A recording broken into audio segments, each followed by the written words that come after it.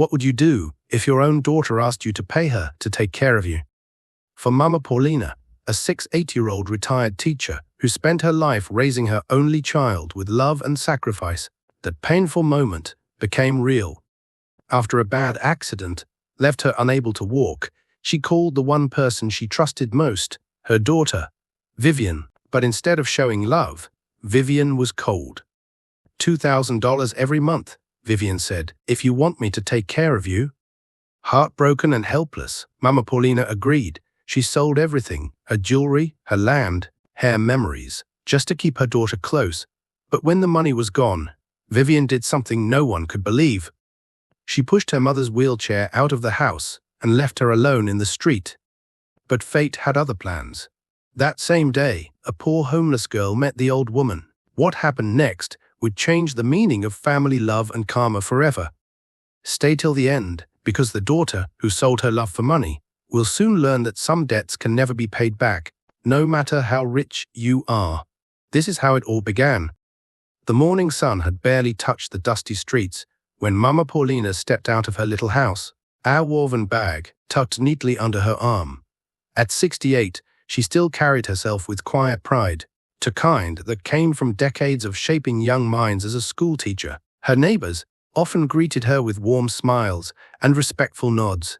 Everyone in the area knew her, Mama P, the kind woman who helped with homework and shared her leftover soup with hungry children. That day, however, felt strangely heavy. She had gone to the market to buy a few groceries with the last of her pension money. The air was hot, and the street was unusually crowded. The smell of roasted corn mixed with exhaust fumes and impatient car horns echoed from every direction. As she stepped off the curb to cross the street, she saw it, a blue SUV speeding toward her, its driver distracted by a phone call. She froze. The sound of screeching tires filled the air, followed by a sickening thud.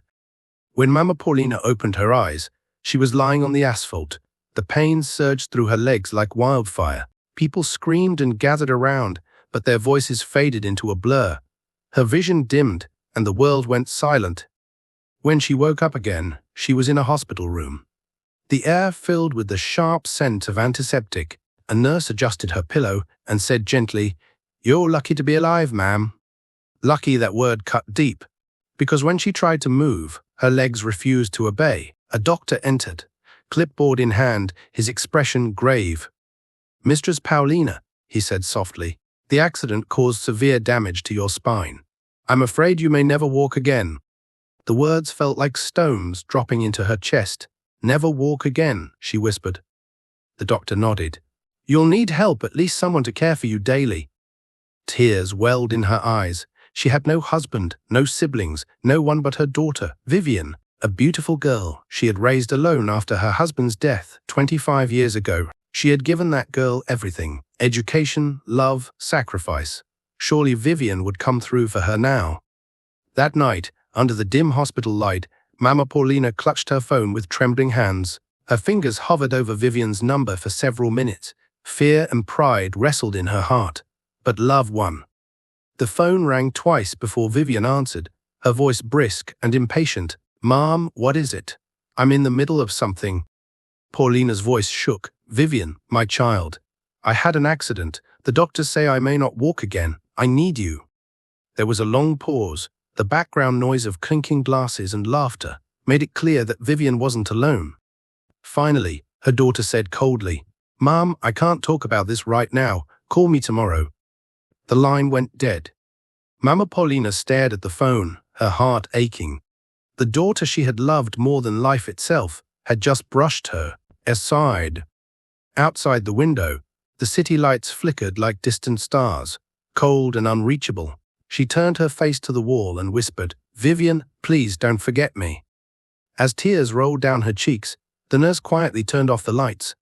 The room sank into silence, broken only by the soft hum of machines. But deep inside, something shifted. A small, fearful voice whispered that the hardest days of her life were yet to come. The next morning, the sound of rain against the hospital window woke Mama Paulina. The world outside looked grey and distant, and she felt smaller than she ever had before. Her phone lay on the bedside table, quiet and cold. She reached for it, praying that Vivian might have called back. Nothing. Her chest tightened with worry. She had spent her whole life caring for others, teaching, giving, loving. But now she was the one who needed care, and the only person she could count on was her daughter. By mid-afternoon, she gathered the courage to dial Vivian. Again the phone rang twice before her daughter picked up, sounding distracted. "Hello, Mom. I told you I was busy. What is it this time?" Paulina swallowed hard. "Vivian, my legs. They don't work anymore. The doctor says I can't walk. I have no one else, my child. Please come for me." Vivian sighed, the kind of sigh that sounded more like annoyance than concern. "Mom, I can help you, but I'm not a nurse. Taking care of someone full-time is hard work. If you need my help, it'll have to be worth my time." Paulina frowned. "Worth your time?" Vivian's voice sharpened. "Yes, I'll need $2,000 a month to look after you properly." The old woman froze. She thought she had misheard. $2,000 Vivian? That's too much.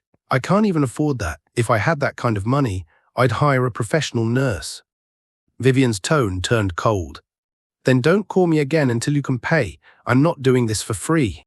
And with that, the line went silent. Mama Paulina lowered the phone slowly, her hand trembling. Tears spilled down her face. She whispered into the empty room, "I carried you for 9 months, Vivian. I gave you everything, and this is what I deserve." She covered her face and sobbed quietly, trying not to wake the patient in the next bed. The rain outside grew heavier, beating against the glass like the rhythm of her pain. Later that night, a nurse entered with her dinner tray. "You should eat something, Mama," she said kindly. Paulina shook her head. "I have no appetite." The nurse placed a gentle hand on her shoulder. "Your daughter will come around. Sometimes young people lose their way, but they always find it again."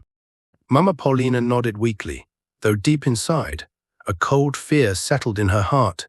She remembered the time she had worked 3 jobs just to send Vivian to college. She remembered missing meals so Vivian could have school shoes. She remembered all the nights she prayed for her daughter's future, never imagining that future would shut her out completely.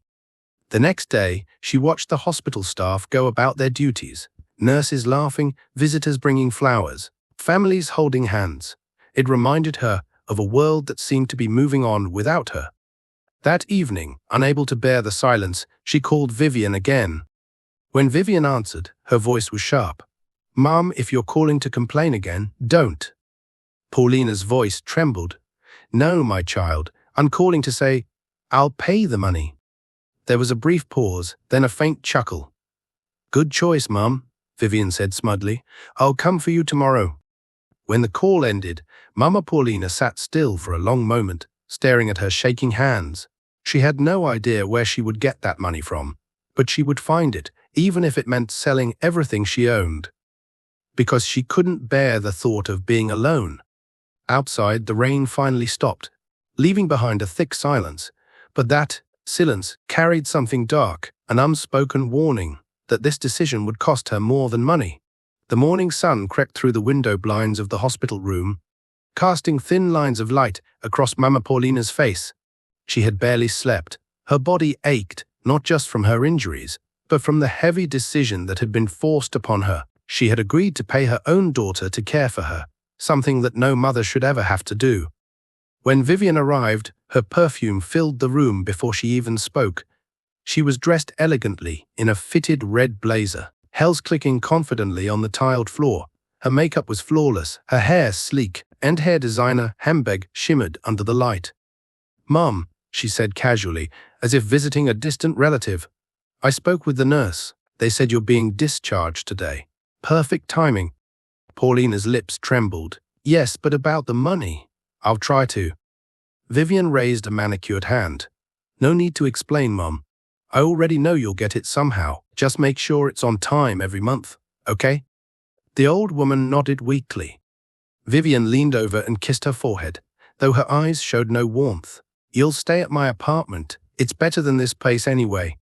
By evening, they arrived at Vivian's luxurious high-rise apartment. The building towered above the city, its walls lined with glass and marble. Paulina's heart ached at the contrast. Her own home was small and worn down, filled with memories and the scent of old books.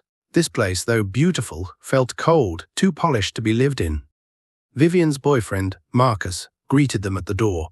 He looked her up and down, then smirked. "So this is your mum, huh? She's smaller than I expected." Paulina forced a smile. "Nice to meet you." He shrugged and turned to Vivian. "You sure about this? Having her here will mess with our space." Vivian shot him a warning glare. "She's paying, Marcus, don't start." Paulina's heart sank deeper with every word. She was not family here, she was a client.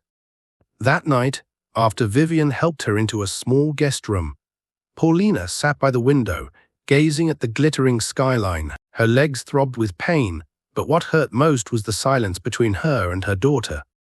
The next morning, Vivian came in, holding her phone and a cup of coffee. "I've calculated everything," she said briskly. "Your first payment should cover rent, groceries, and my time. I'll text you the account details." Paulina nodded. "I'll sell some jewelry tomorrow. It should be enough for this month." "Good," Vivian said. "And Mom, please don't embarrass me if my friends visit. I've told them you're recovering from surgery, not whatever this is." Paulina forced a smile. "Of course, my child." Later that afternoon, as Vivian left for work, Paulina sat alone, staring at her reflection in a glass vase. She whispered, "I raised you to be kind. What happened to my little girl?" Her phone buzzed with a text message. It was Vivian's bank account information, followed by a heart emoji. Paulina closed her eyes and cried silently. 3 days later, she sold her last gold necklace, one her late husband had given her on their wedding day. The shopkeeper, a kind old man, recognized her immediately. "Teacher Paulina," he said softly, "are you sure you want to sell this? It's a beautiful piece." She smiled faintly. It was love once, now it's survival. That night, Vivian smiled smugly as she received the first payment. She later bragged to her friends over dinner, "At least I take care of my mother." Not everyone would. Her friends clapped, calling her such a good daughter. But in her heart, Mama Paulina knew the truth. Love had turned into a transaction. As she lay awake, staring at the ceiling, she felt an uneasiness she couldn't shake.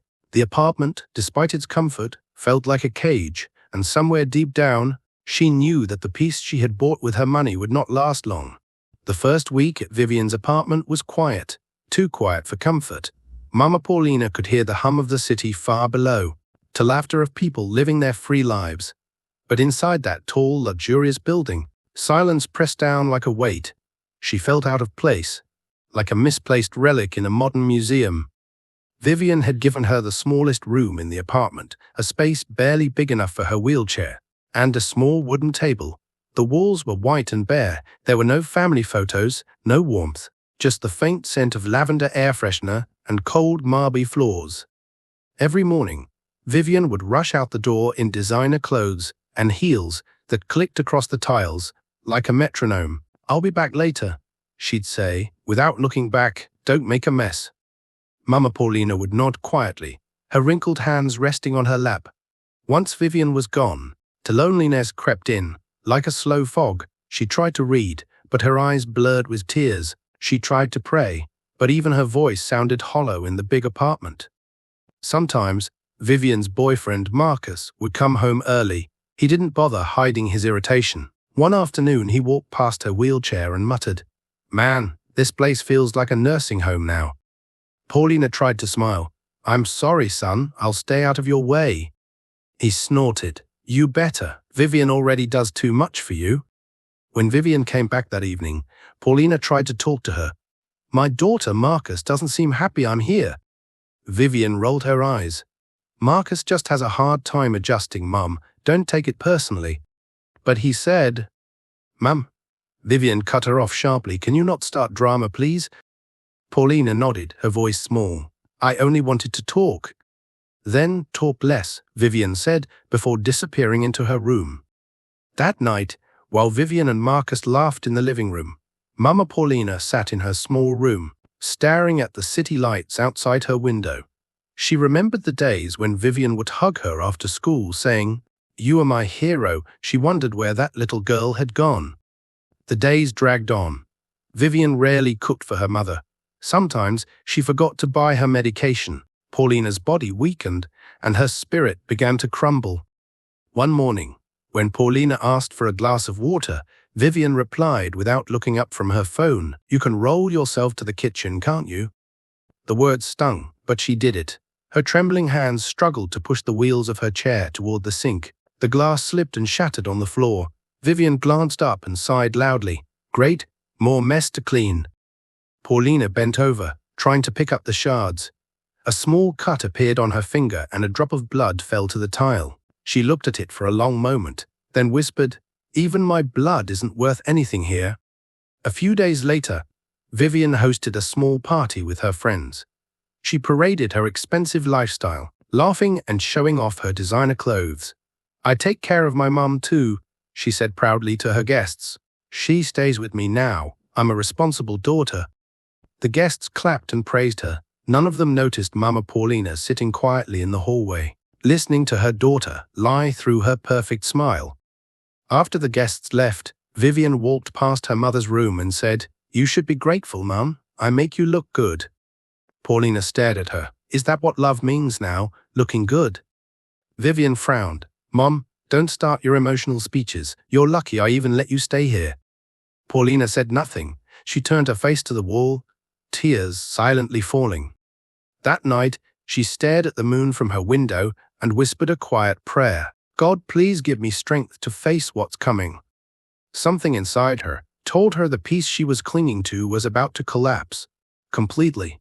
3 months passed, each one heavier than the last. Mama Paulina's body had grown frailer, her face thinner, but her heart, already cracked, was nearing its final breaking point. She had done everything possible to meet Vivian's demand of $2,000 every month. She sold her jewelry, then her small piece of farmland, and finally some of her husband's sold belongings, each sale carving another piece out of her soul. The 4th month arrived, and so did the deadline. But this time, there was nothing left to sell. Her savings were gone, her valuables spent, and the old land that once brought her pride was now owned by strangers. On that quiet morning, Vivian barged into her mother's room, dressed in a bright yellow jumpsuit and oversized sunglasses. She didn't even say hello. "Mom, it's the 4th. I hope you have my money." Paulina looked up from her wheelchair, her hands shaking. "Vivian, my child, I've tried, but I have nothing left. I can't pay you anymore." Vivian froze for a second, then crossed her arms. "Excuse me? What do you mean you can't pay? You said you'd always manage." Tears welled in Paulina's eyes. "I sold everything, Vivian. I have no jewelry, no land, no savings. I can't even afford food now." Vivian's expression hardened. "Then you'll have to leave my apartment." Paulina blinked in disbelief. "Leave? Where will I go? You know I can't walk, Vivian." "Not my problem," Vivian said flatly, turning toward the door. "I can't have you freeloading here. You had an agreement." Paulina's voice trembled. "An agreement? I am your mother, not your customer." Vivian turned sharply, her tone dripping with anger. "And I'm your daughter, not your caretaker. You made your choice, Mum. I didn't force you to stay here." The next morning, the sound of wheels scraping across the marble floor filled the apartment. Vivian was pushing her mother's wheelchair toward the door. Paulina clutched the armrests, her voice breaking. "Vivian, please, don't do this. Don't make me beg." Vivian didn't answer. She opened the door, rolled the chair out, and dropped a few plastic bags beside her, bags filled with her mother's clothes and old shoes. "Go back to your house," Vivian said coldly. "You've overstayed your welcome." Neighbors peeked through their doors, whispering in shock. One woman across the hall gasped, "Vivian, you can't do that to your own mother." Vivian snapped back, "She's not your problem, is she?" Then she slammed the door shut. Mama Paulina sat in the hallway, her wrinkled hands trembling. The world seemed to blur as tears rolled down her cheeks. "Vivian," she whispered, "I carried you for 9 months. I worked day and night so you could live this life, and this is how you repay me." But there was no answer, only silence. She sat there for hours, under the blinding afternoon sun streaming through the glass windows. Her wheelchair squeaked whenever she tried to move. People passed by, some slowing down to stare, others pretending not to see her at all. By evening, her throat was dry, her lips cracked, and her spirit nearly gone. She stared at the ground, whispering broken prayers. Just as the streetlights began to flicker on, a small voice called out softly, "Ma'am, are you okay?" Paulina lifted her head slowly. Standing before her was a thin young girl, no older than 18. Her clothes were torn, and her face was streaked with dust. She held an empty bottle in one hand, a torn backpack slung over her shoulder. Paulina tried to smile through her tears. "My daughter, my own child, threw me out because I couldn't pay her anymore." The girl's eyes widened, her lips trembling. "Your daughter did this?" Paulina nodded weakly. The girl swallowed hard and whispered, "I'm so sorry." Then, without hesitation, she pulled the bottle of water from her bag and handed it over. "Please drink this. It's all I have." Paulina's heart squeezed painfully in her chest. A stranger, someone with nothing, had just given her everything. The girl kneeled beside her and said, "My name's Angela. I don't have much, but I'll help you get home, ma'am. You shouldn't be here." Under the orange glow of the streetlights, that promise sounded like a miracle. The street had grown quieter, but the evening air still carried the smell of exhaust and hot pavement. Cars whooshed by, their lights flashing across Mama Paulina's tear-streaked face. She sat motionless in her wheelchair, holding the bottle of water Angela had given her. The plastic was warm from the sun, but the gesture felt like a cool touch on her broken spirit. Angela stood beside her, barefoot and tired, shifting her weight from one leg to the other. Her torn skirt brushed against her knees, and her hair, rough and tangled, swayed gently in the wind. Yet her eyes, bright, wide and kind, held something no luxury could buy: compassion. "Ma'am," she said softly, "you shouldn't be sitting out here. The sun's gone, and it's not safe anymore." Mama Paulina's lips trembled. "I have nowhere else to go. My daughter said I should leave." Angela frowned. "But you're old and you're hurt. How could anyone do that?" Paulina's voice cracked. "She said I didn't pay her." Angela blinked, thinking she had misheard. "Pay her? You mean your own daughter?" Paulina nodded slowly, wiping a tear from her cheek. "She wanted $2,000 every month to take care of me. I gave her everything I had. When the money was gone, she was gone too." For a moment, Angela didn't speak. She just stared at the old woman, her young face twisted in disbelief and sorrow. Then quietly she said, "My mother used to tell me that love isn't about money. It's about showing up when someone needs you." Paulina's eyes glistened. "You had a good mother then." Angela looked down at her feet. "She died when I was 12. Since then, I've been on my own." The silence between them was thick with shared pain. Then Angela gently placed her hand on the wheelchair handle. "Let's get you home, ma'am." Paulina hesitated. "Home? It's far too far for you." Angela smiled faintly. "I've walked farther for less. You're not staying here tonight?" It took almost an hour. Angela pushed the wheelchair down cracked sidewalks and through narrow alleys, stopping every few minutes to catch her breath. Cars honked, dogs barked, and curious strangers stared. But she never let go. Sweat drenched her back and blisters formed on her palms, but determination burned in her eyes.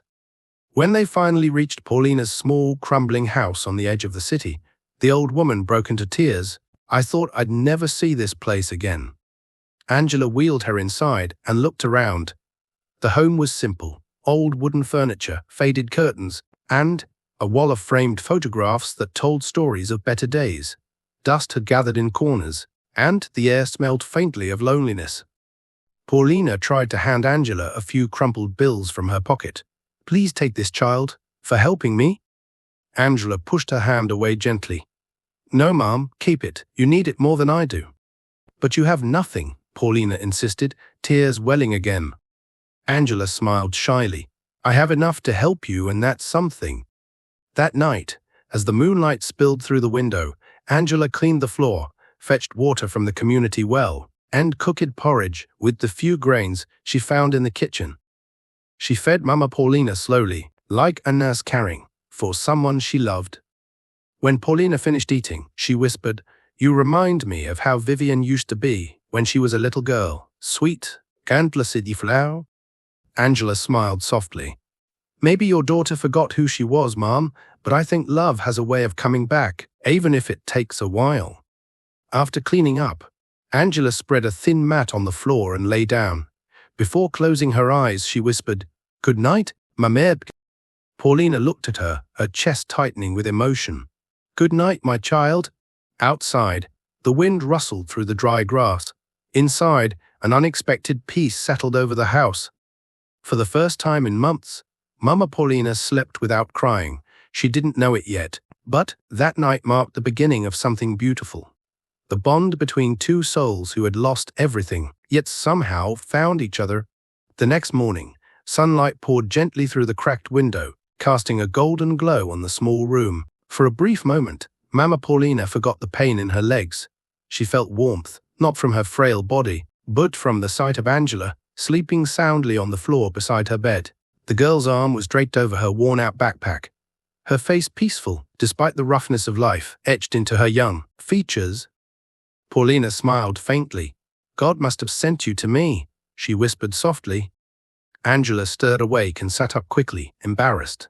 Oh, I'm sorry, Mama, I didn't mean to oversleep. Paulina chuckled gently.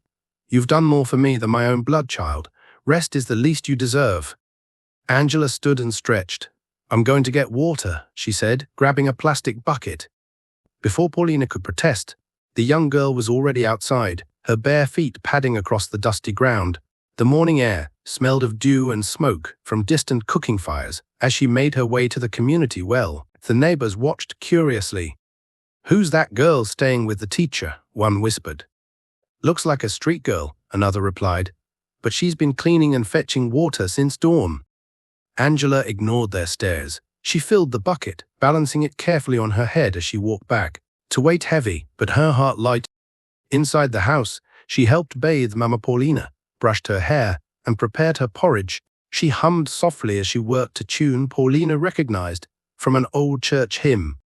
When Angela finally sat down, Paulina said softly, Angela, you've been coming here every day since that night. Why do you help me when you owe me nothing? Angela looked up, her eyes bright but full of something deeper.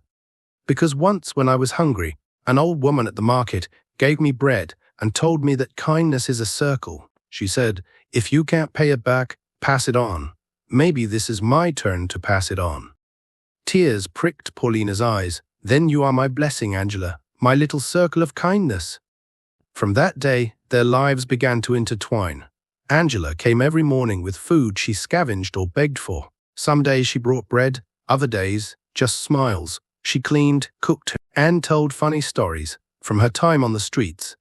Slowly, the house filled again with laughter, the kind that had been missing since Vivian left. One evening, as the sky turned orange, Angela sat beside Paulina and showed her a crumpled notebook she kept in her bag. I used to go to school, she said, but after my mum died, I had to stop. I still try to write whenever I find a pen. Paulina took the notebook gently. The pages were filled with shaky handwriting, poems, little prayers, and dreams. You have a beautiful heart, Angela, she said. If you stay here with me, I'll teach you properly again. You can still learn, no matter how old or poor you are. Angela gasped softly. You'd do that for me? Of course, Paulina replied, smiling. That's what mothers do. The words hung in the air. For a long time, neither of them spoke. Then Angela reached out and held her hand tightly. I've never had anyone call me their child in years, she said quietly. Paulina squeezed her fingers. Then from today, you're not just someone I met, you're my daughter, now my heart's child.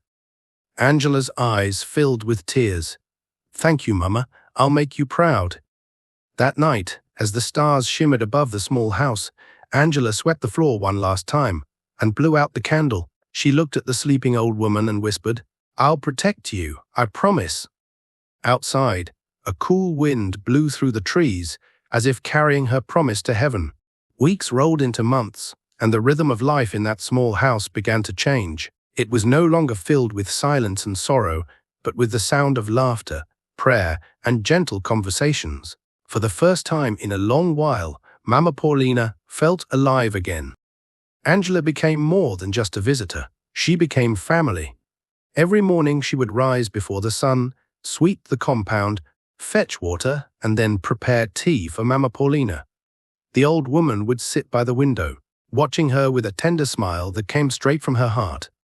One morning, as Angela hummed softly while cooking porridge, Paulina said, Angela, you move like a woman who has purpose. Your mother must be proud of you wherever she is.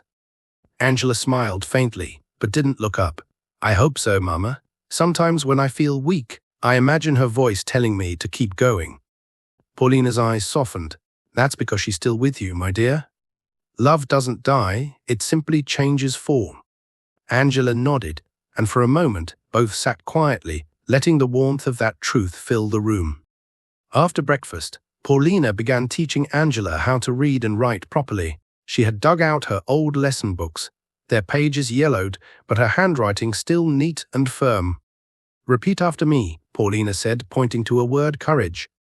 Angela hesitated, then smiled shyly. Courage. Good, Paulina encouraged. It means doing what's right even when you're afraid. Angela repeated the word again, this time with confidence. Courage. The two of them laughed like mother and daughter, sharing a secret.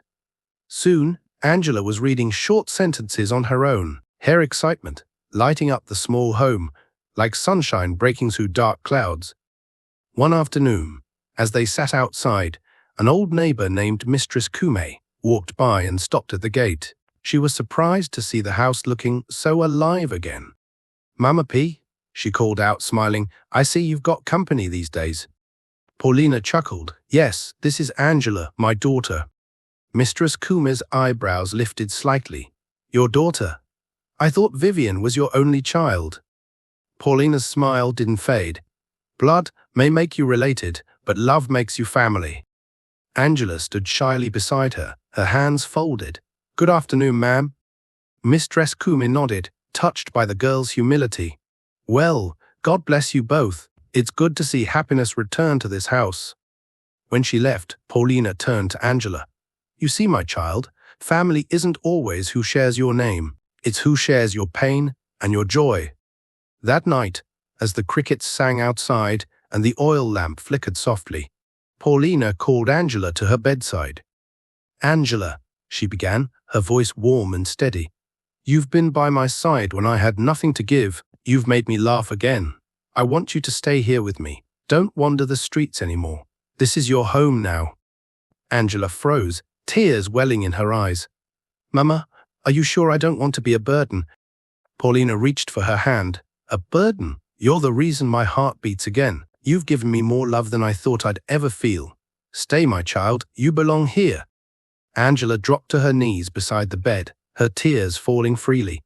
Thank you, Mama. Thank you so much.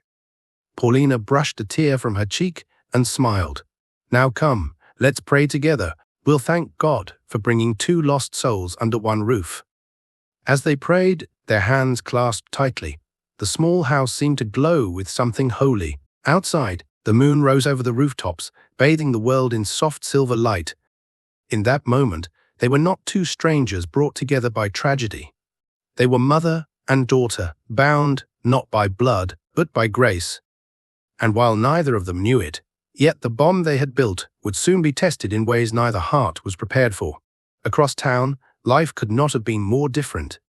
Vivian's high heels clicked sharply across the marble floor of an exclusive rooftop restaurant. She laughed loudly, the kind of laugh that drew attention, her diamond earrings catching the light with every turn of her head. To anyone watching, she was the image of success, beautiful, confident, and untouchable.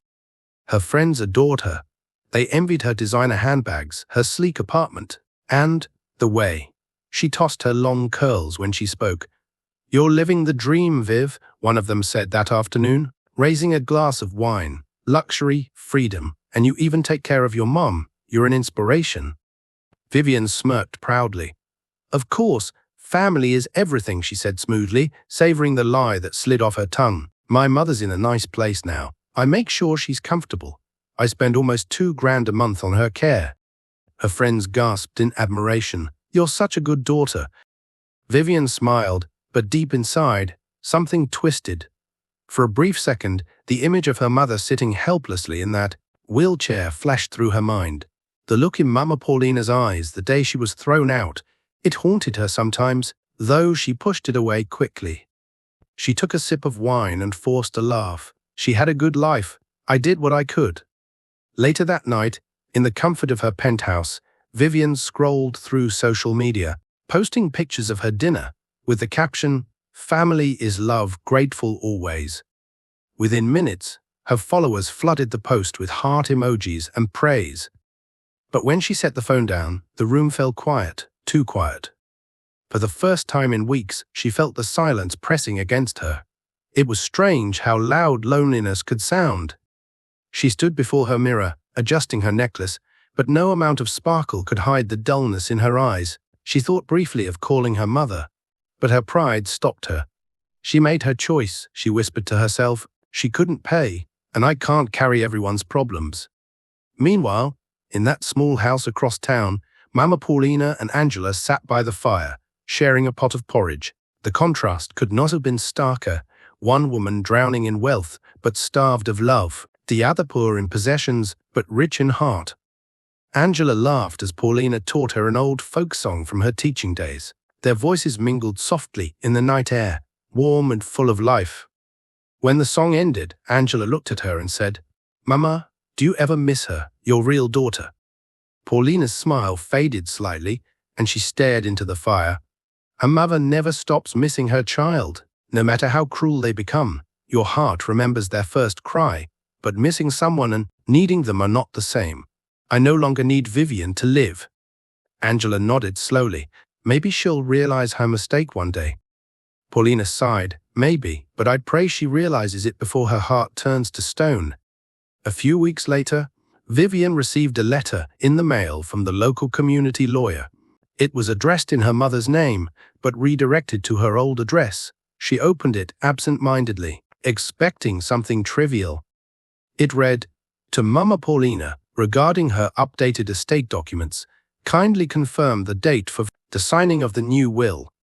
Vivian frowned, her heart skipping slightly. A new will? She had no idea her mother even owned anything worth writing about. "What's there to leave?" she muttered, tossing the paper aside. Probably her crumbling old house. Still, the thought lingered.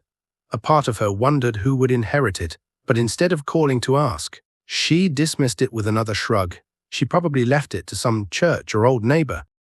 As she poured herself another glass of wine, thunder rolled in the distance, and rain began to tap softly against her tall glass windows.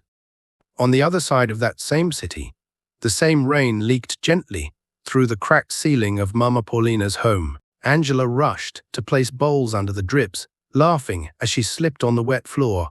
Paulina chuckled from her chair, saying, "One day this house will be strong again. My daughter, I'll make sure of it." Neither of them knew how right she was, and how soon that promise would change their lives forever. It was a quiet Thursday morning. The air was heavy with the smell of rain-soaked soil, and distant thunder rolled across the grey sky. Inside the small house, Mama Paulina sat in her wheelchair by the window, hair fingers clasped together as if in prayer. Beside her sat Angela peeling yams for their breakfast. The rhythm of their life had settled into something beautiful and simple, until the knock on the door came. Knock, knock. Angela looked up. Who could that be this early? Paulina smiled faintly. Maybe a neighbor. But when Angela opened the door, she found a man in a dark suit, holding a leather briefcase. He looked polite and professional, his voice calm. "Good morning, I'm Mr. Pius from Pius & Company, Law Chambers. I'm looking for Mistress Paulina Denzou." Angela blinked, surprised. "That's her," she said, stepping aside. "Please come in." The lawyer entered and bowed respectfully to the elderly woman. "Good morning, ma'am. I hope I'm not intruding." Paulina smiled gently. "Not at all. You must be here about the letter I sent." Angela looked between them curiously as Mr. Pius opened his briefcase and took out several documents. "Yes, ma'am. You mentioned wanting to update your will." Angela's hand froze on the yam peeler. "Your will?" she asked softly. Paulina nodded. "Yes, my dear. Every person who's been blessed with even a little must decide what happens after they. Is Kerry gone?" Angela frowned. "Mama, don't say that you'll live long." Paulina chuckled lightly. "We all say that until life reminds us it has its own plans. Sit, my child. You should hear this too." Mr. Pius adjusted his glasses. "Madam, are you certain about your decision? I must confirm your soundness of mind before we proceed."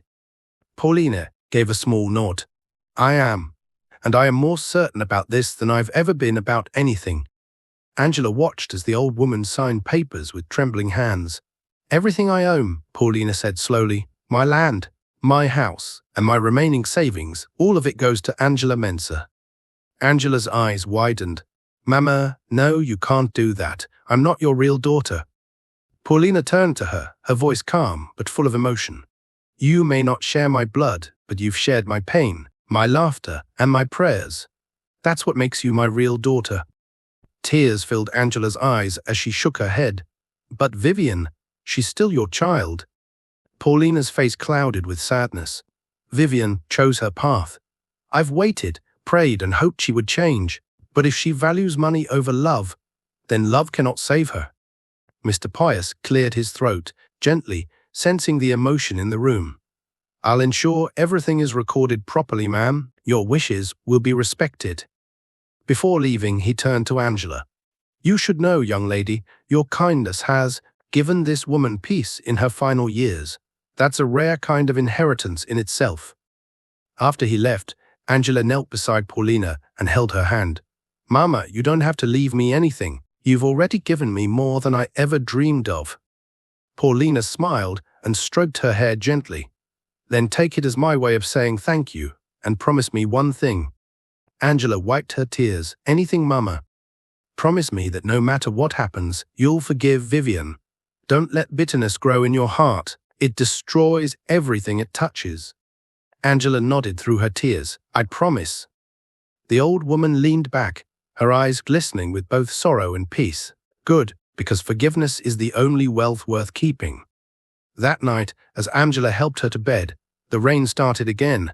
It beat softly against the roof, steady and soothing. Paulina whispered a prayer under her breath, one for Angela's future and one for Vivian's redemption.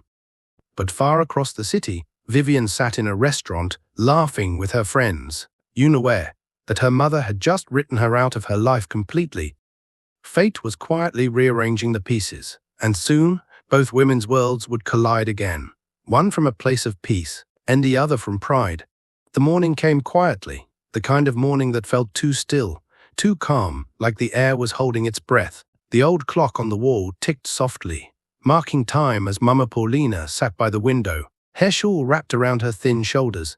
The once strong teacher now looked smaller, her skin pale, her voice softer than a whisper. Angela stirred a pot of porridge nearby, humming a tune Paulina had taught her. The melody floated through the air, warm and familiar, but even as it filled the room, Paulina's eyes drifted toward the heavens. Mama, Angela said with a bright smile, your breakfast is almost ready. Paulina smiled faintly. You become such a wonderful cook, my child. Angela laughed. Only because you taught me patience. You said good food takes love and time. Paulina's gaze softened. Ah, yes, and you gave me both. Angela brought the bowl over and fed her gently, spoon by spoon, after a few bites. Paulina stopped her with a trembling hand. Angela, sit please. Angela frowned. Mama, what's wrong? Are you feeling pain again? Paulina shook her head slowly. No pain, my daughter, just memories. She took Angela's hand, her fingers cold but steady. There's something I need to say before I rest. Angela's throat tightened. Mama, don't talk like that, you're getting stronger. Paulina smiled weakly.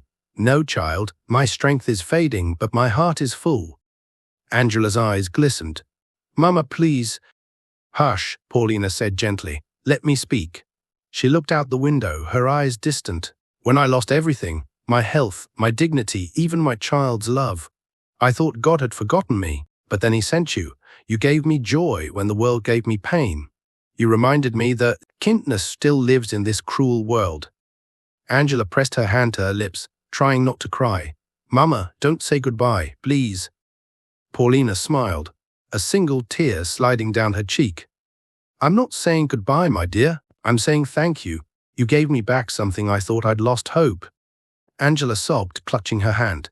I love you, Mama. You're my whole world. And you, Paulina whispered, are mine. The room fell quiet, except for the faint rustle of wind against the window. The smell of porridge lingered in the air. Outside, birds chirped faintly. unaware of the moment unfolding within those worn walls. Paulina leaned back against her pillow, her breathing slowing. "Angela," she said softly, "remember what I told you. Love freely. Forgive easily, and never forget that you are enough." Angela nodded through tears, her voice trembling. "I'll never forget, Mama." Paulina's eyes fluttered closed. "Good girl," she whispered, and her hand relaxed in Angela's grasp. For a moment, everything went still. The ticking clock stopped echoing. Even the wind seemed to hold still. Angela froze, her eyes wide. "Mama," she whispered, "Mama, wake up." But there was no response, only silence. She tried again, shaking her gently. "Mama, please don't leave me." The truth hit her like a wave. The woman who had saved her, loved her, and called her daughter was gone. Angela fell to her knees beside the bed, clutching Paulina's lifeless hand, sobbing until her voice broke. "Please, Mama, come back. I still need you." Outside, neighbors began to gather, hearing her cries. They found her on the floor, her arms wrapped tightly around the old woman, her tears soaking into the bedsheet. By sunset, the whole neighborhood came to pay their respects. Some cried quietly, others whispered prayers. Angela sat in the corner, staring blankly at the candle flickering beside the bed. The lawyer, Mr. Pius, arrived that evening to help make arrangements. He placed a gentle hand on her shoulder and said, "She loved you deeply. You were her blessing." Angela nodded silently, unable to speak. As the night deepened, she lit another candle and whispered to the still air, "Rest well, Mama. I'll keep your home alive. I'll make you proud." But outside the small house, life continued as usual. Cars passing, laughter echoing from distant streets, and in one corner of the city, a woman named Vivian sipped wine, completely unaware that her mother had just taken her final breath. The city glowed that night, under a blanket of silver lights. Expensive cars lined the street outside. An exclusive rooftop, bar and laughter echoed from the open-air terrace. Vivian sat at the center of it all, surrounded by friends, her laughter loud and unbothered, dressed in a satin emerald dress and glittering heels. She looked like someone who had conquered the world. Her phone vibrated on the table. She glanced at it. An unknown number. She frowned, ignoring it, and raised her glass. "To success," she toasted, "and to people who know how to live." They all cheered, clinking glasses, but the phone rang again. With an irritated sigh, she picked it up. "Hello, who's this?" A calm male voice replied, "Good evening. Is this Miss Vivian Densou?" "Yes," she said sharply. "Who's asking?" "This is Mr. Pius, from Pius and Company, Law Chambers. I'm calling regarding your mother, Mistress Paulina Densou." Vivian's tone softened slightly. "Oh, my mother, what about her?" There was a pause on the line.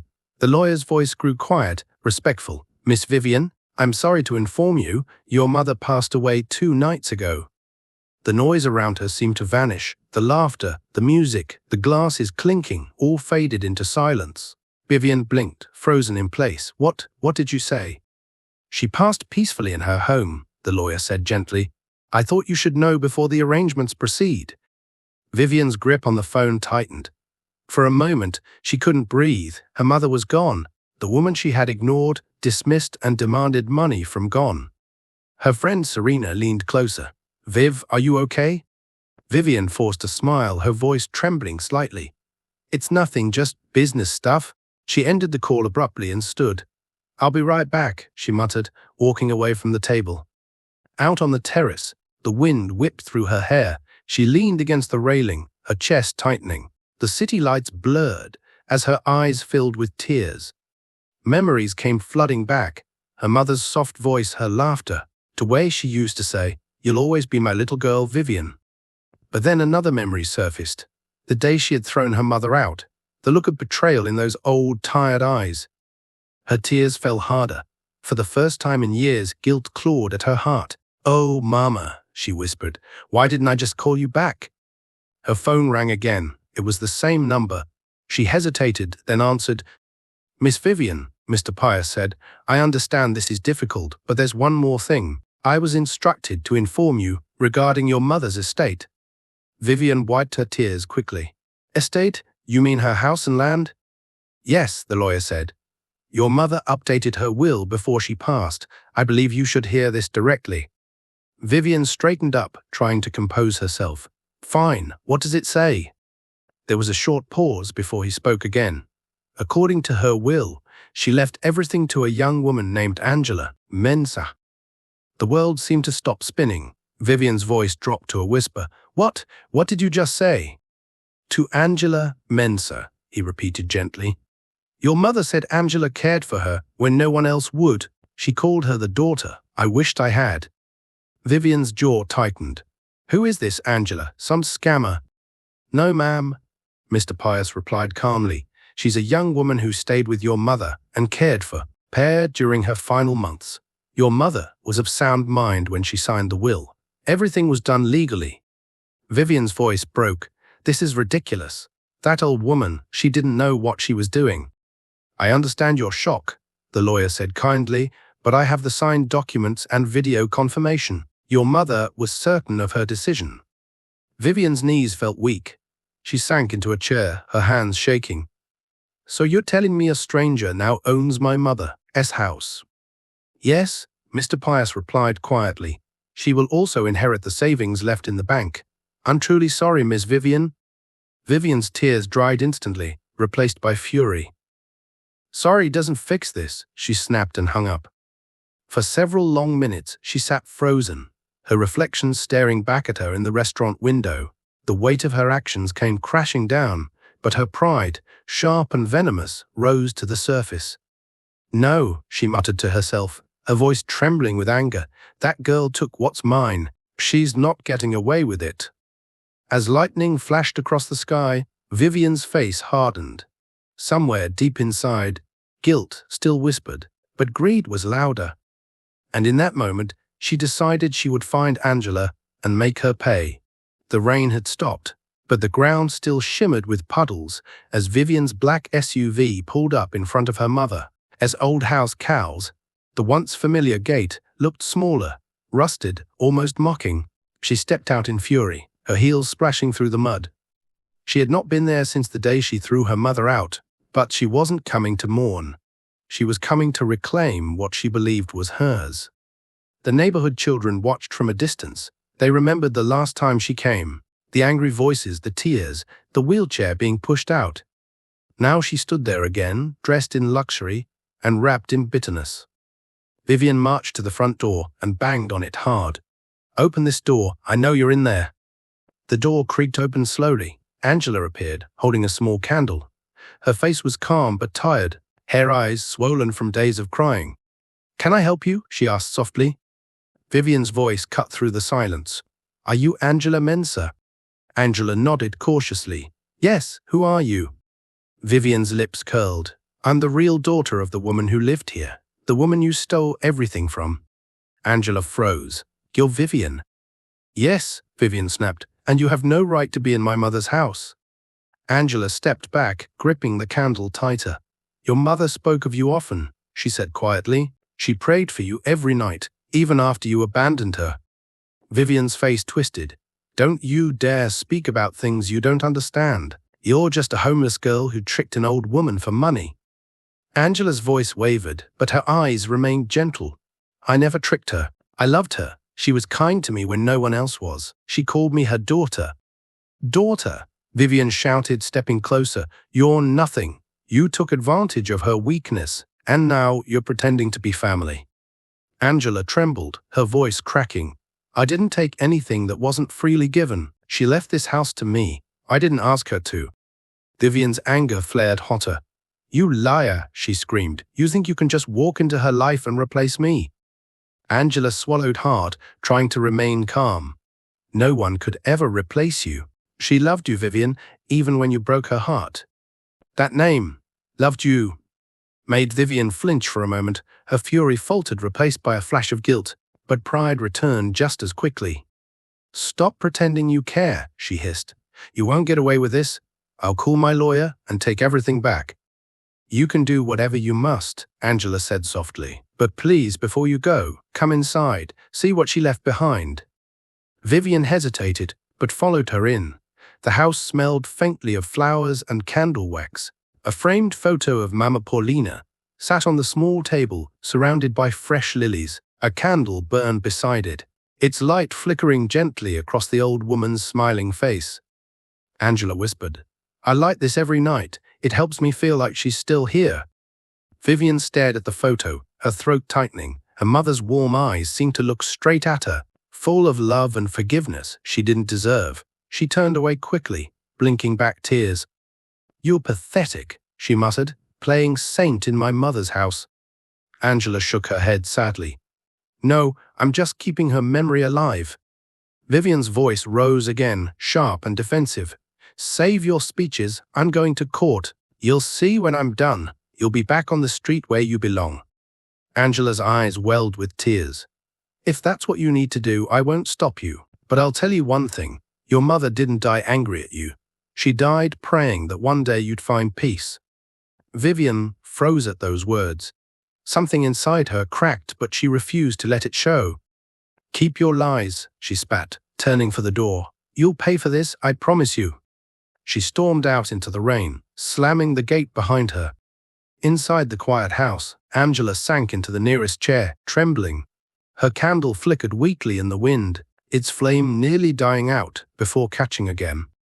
She whispered through her tears, "Mama, wherever you are, please give me strength, because I think your daughter's pain has only just begun." Outside, lightning tore across the sky.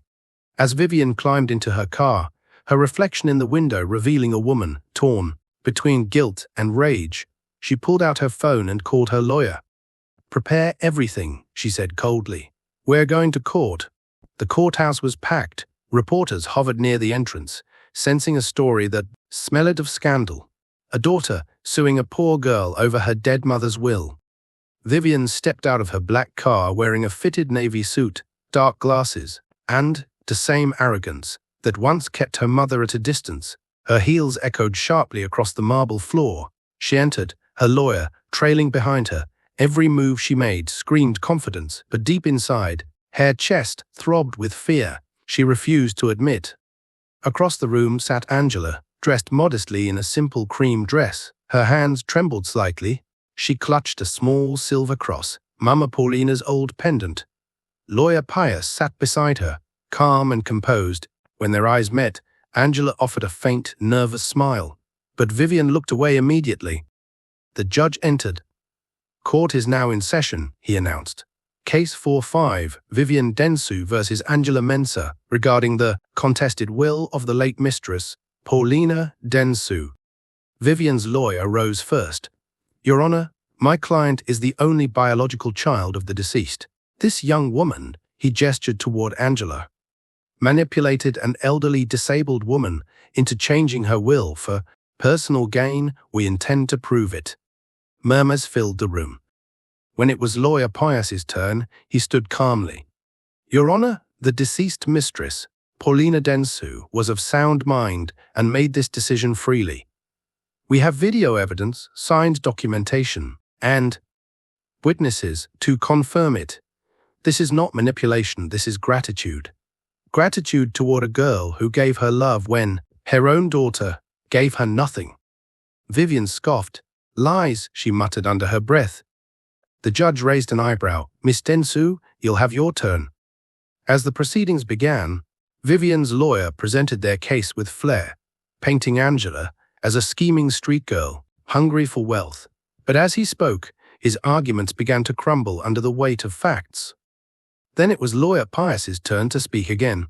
He opened his briefcase and pulled out a small flash drive. "Your Honor," he said firmly, "this video was recorded 3 days before Mistress Densu's passing. I ask that it be played before the court." The lights dimmed slightly as the screen flickered to life. There she was, Mama Paulina, sitting in her wheelchair wearing her soft green shawl. Her voice, though weak, carried warmth. "My name is Paulina Densu," she said gently. "I am of sound mind. I have decided to leave all that I own to Angela Mensah, the young woman who took care of me when I had nothing. She became the daughter I wished I had. Let this be my choice, not out of anger, but out of love." The courtroom fell silent. Not even the judge moved. Vivian's face went pale. She stared at the screen, her mother's image burning into her soul. For the first time, she couldn't speak. She tried to hold her composure, but tears gathered in her eyes. Angela buried her face in her hands, sobbing quietly. When the video ended, Lawyer Pius turned to the judge. "Your Honor, you heard her own words. She wasn't manipulated, she was simply loved." The judge took a deep breath and leaned forward. "I've seen enough." Vivian's lawyer tried one last desperate move. "Your Honor, this could have been coerced." The judge raised his hand. "Silence, the evidence is clear. The late Mistress Paulina Dentsu made her wishes explicit. The will is valid and binding. The court hereby rules in favor of Angela Mensah." The gavel hit the desk with a sharp crack. Vivian's heart sank. "No," she whispered. "No, this can't be." Angela's tears flowed freely as the judge continued. "All property, funds, and assets of the deceased rightfully belong to Miss Angela Mensah." Vivian shot to her feet, trembling with rage. "You're all blind," she shouted. "That girl stole my mother's mind. This is a scam." The courtroom murmured in shock. The judge banged his gavel again. "Miss Dentsu, control yourself." But she didn't. Her anger spilled out uncontrollably. "You all think she's some kind of saint. She's a beggar, a street girl. That was my mother's house." Angela turned to her quietly. "It was your mother's heart you lost, not her house." The words struck like lightning. Vivian froze, her breath catching in her throat. For a brief second, the weight of what she'd done fell on her shoulders like a storm. But pride once again won. She stormed out of the courtroom, her heels clacking angrily on the marble, her face red with shame and fury. As the crowd parted to let her pass, one reporter whispered, "She lost more than a case today." Angela stood outside. Afterward, clutching the pendant on her chest, tears rolled down her cheeks, not from victory, but from pain. "Mama," she whispered, "I hope I made you proud." The wind blew gently, as if carrying her words into heaven. But somewhere else in that same city, a storm was brewing inside. Vivian's heart. She wasn't finished yet. The city was dark that night, clouds heavy with rain that refused to fall. In her luxurious apartment, Vivian sat alone on the couch, a half-empty wine glass trembling in her hand. Her reflection in the window looked like a stranger, eyes swollen from crying, lipstick smeared, pride shattered. The judgment from the court still echoed in her mind. "The will is valid. All assets belong to Angela Mensah." Those words had torn through her like a blade. She had lost everything. Her mother's home, the money she thought she'd inherit, and though she wouldn't admit it yet, her dignity. Her phone buzzed. Messages poured in, some from friends offering pity, others sharing gossip about the greedy daughter who lost her mother's fortune. One even read, "You deserved it, Vivian, God doesn't sleep." She hurled the phone across the room. It hit the wall and fell to the floor with a crack. Her breathing grew shallow. "That girl ruined me," she whispered through clenched teeth. "That homeless little thief ruined me." Hours passed. Her anger grew like a storm inside her chest, twisting every bit of guilt into hate. By midnight, she grabbed her coat and keys and stormed out of the apartment. Rain began to fall as she drove toward her mother's old house. Each flash of lightning illuminated her face, wild, desperate, broken. When she arrived, she parked a few meters away and stepped out, rain drenching her hair. The street was quiet, except for the sound of thunder in the distance. The small house still looked peaceful, its windows glowing faintly from a candle inside. Through the curtain, she saw Angela kneeling beside her mother's framed photo, whispering a prayer. That sight of the girl praying where she should have been pushed Vivian past the edge. She stormed toward the door and began pounding it violently. "Open this door, you fraud," she shouted. "That house is mine, you hear me?" Angela's voice came softly from inside. "Vivian, please go home. It's late." Vivian's response was a scream. "You think you can just steal my mother's love and her house? I'll make you regret it." She grabbed a rock from the ground and threw it at the door. The sound shattered the calm night. Neighbors began switching on lights, murmuring through their windows. Angela opened the door halfway, frightened but steady. "Vivian, stop this, you're not yourself." "Oh, I'm myself," Vivian hissed, stepping closer. "I'm the woman whose own mother was brainwashed by a street rat." Angela held up her hands. "I never wanted any of this. Your mother chose to give me what she had because I loved her. I didn't ask for it." Vivian lunged forward, grabbing Angela by the arm. "Liar," she screamed. "You used her." Angela cried out, struggling. "Vivian, please, let go." The neighbors rushed outside, shouting, "Stop it! Leave her alone." One man ran toward the commotion, grabbing Vivian by the shoulders. "What's wrong with you, woman? She did nothing to you." Vivian pushed him off and shouted, "This is my house. She stole it from me." Sirens wailed in the distance. Someone had already called the police. Within minutes, flashing blue lights filled the street. Officers stepped out, their torches cutting through the rain. "Ma'am, drop your hand and step away." Vivian froze, panting heavily, her hair plastered to her face. She looked wild, desperate, and lost. Angela stood shaking, her sleeve torn, tears streaming down her cheeks. "Please," she said softly to the officers, "don't hurt her. She's just angry." But the police took Vivian by the arms. "You're under arrest for attempted assault. Threats to life," one officer said firmly. As they led her toward the car, Vivian twisted around, shouting, "You'll regret this, Angela. You'll regret ever meeting my mother." The door slammed shut, muffling her cries. The neighbors stood in silence as the police car disappeared into the rain. Angela collapsed to her knees, sobbing. Days later, the news spread across the city.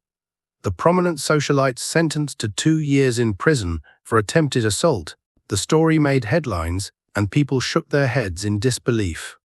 Inside her cell, Vivian sat on the metal bed, staring at the wall. Every sound echoed, chains clinking, doors locking, voices murmuring. Her pride was gone, her friends had vanished. One night she found herself whispering to the darkness, "Mama, can you hear me?" Tears streamed down her face. "I was wrong. I was so wrong." For the first time, she admitted it, not to a judge, not to the world, but to herself. Meanwhile, back in the quiet neighborhood, Angela tended to Mama Paulina's grave. She laid fresh flowers gently on the soil and lit a small candle. The flame flickered warm and steady. She knelt beside it and whispered, "Mama, your daughter is hurting, but maybe this is how she'll find her way back to love." The wind blew softly through the trees, as if the old woman's spirit was listening. Angela smiled through her tears. "I'll keep your house, Mama, not as a possession, but as a home for kindness, for anyone who needs love, like I once did." She stood and walked toward the house, the candle still burning behind her. And though the night was dark, there was peace in her heart, because true family, she had learned, is not built on blood or wealth. It's built on love, forgiveness, and mercy that outlast even death.